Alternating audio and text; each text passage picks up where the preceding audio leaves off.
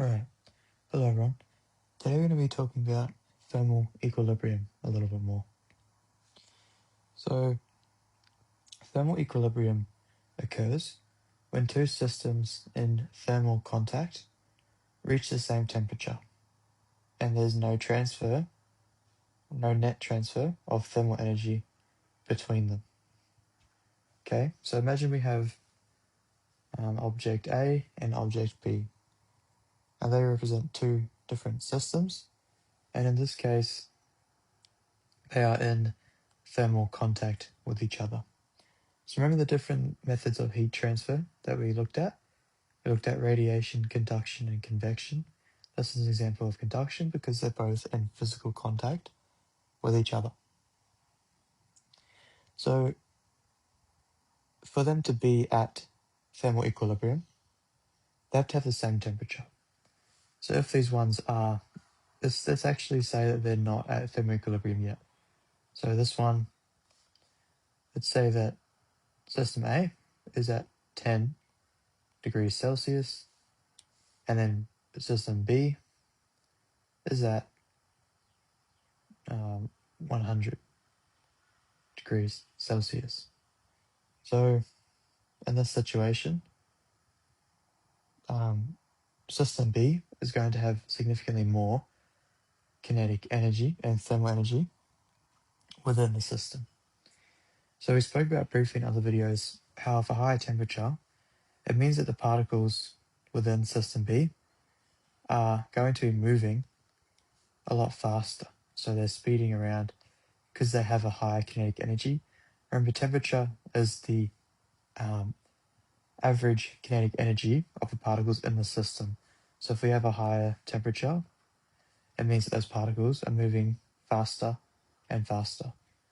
But then if we have a look at the A over here, system A, these particles are going to be moving a lot slower because they have a lower temperature.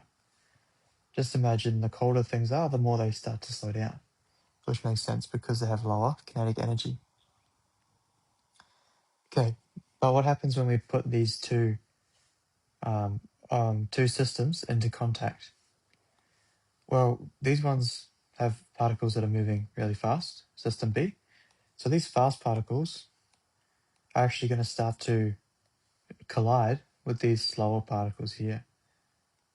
So these little ones, the little slow ones, well, it doesn't really matter about the size, but they are moving slower.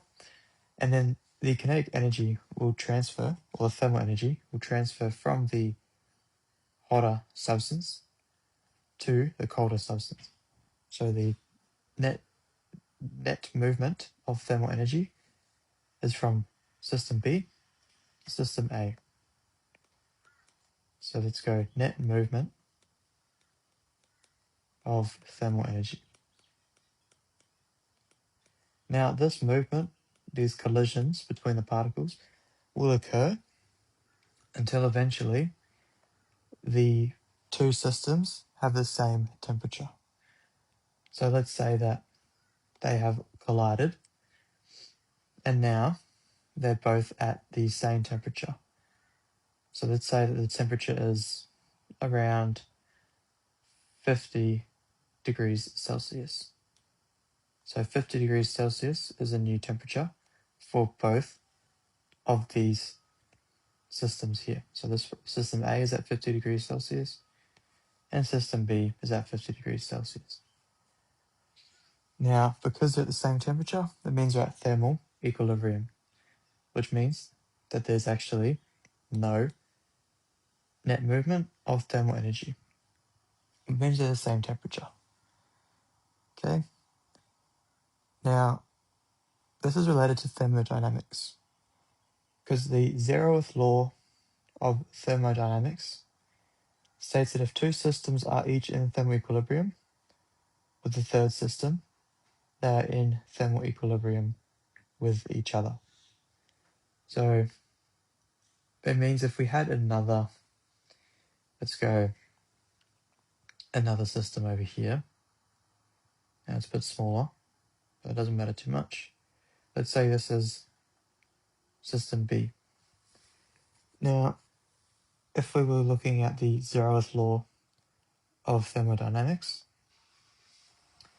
and system A and system B were at thermoequilibrium, so these two are both at thermal equilibrium,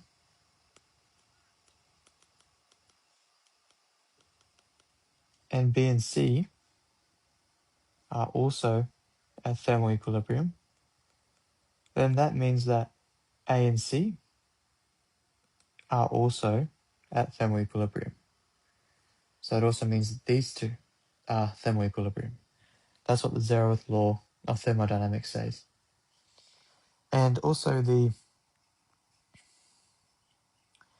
second law of thermodynamics describes how energy naturally flows from hot to cold until equilibrium reached. And we've already talked about that. Okay, so hopefully that makes a bit more sense.